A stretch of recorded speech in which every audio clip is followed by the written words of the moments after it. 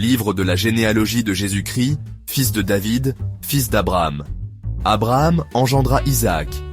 Isaac engendra Jacob. Jacob engendra Juda et ses frères.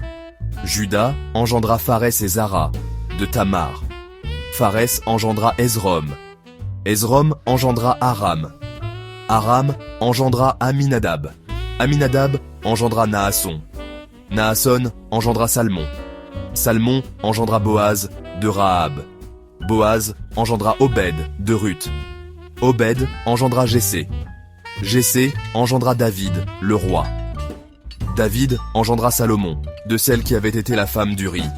Salomon engendra Roboam. Roboam engendra Abia. Abia engendra Asa. Asa engendra Josaphat. Josaphat engendra Joram. Joram engendra Osias. Osias engendra Joatam.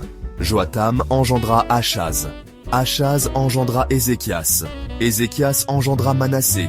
Manassé engendra Amon. Amon engendra Josias.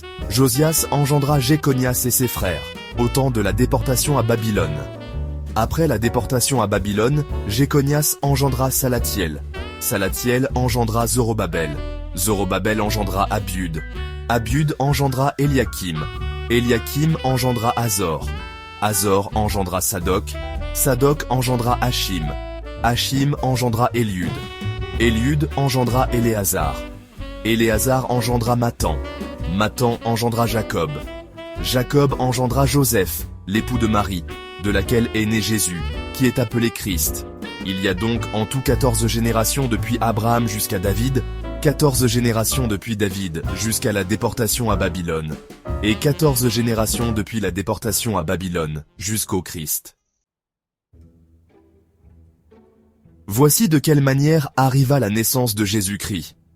Marie, sa mère, ayant été fiancée à Joseph, se trouva enceinte par la puissance du Saint-Esprit, avant qu'ils aient habité ensemble. Joseph, son époux, étant un homme juste et ne voulant pas la diffamer, voulut rompre secrètement avec elle. Comme il y pensait, voici qu'un ange du Seigneur lui apparut en songe et lui dit « Joseph, fils de David, ne crains pas de prendre avec toi Marie, ta femme, car l'enfant qu'elle a conçu vient du Saint-Esprit.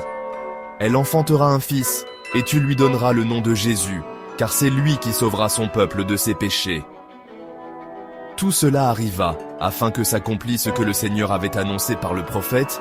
« Voici, la Vierge sera enceinte, elle enfantera un fils, et on lui donnera le nom d'Emmanuel, ce qui signifie « Dieu avec nous ». Joseph, s'étant réveillé, fit ce que l'ange du Seigneur lui avait ordonné, et il prit sa femme avec lui. Mais il ne la connut point, jusqu'à ce qu'elle eût enfanté un fils, auquel il donna le nom de Jésus.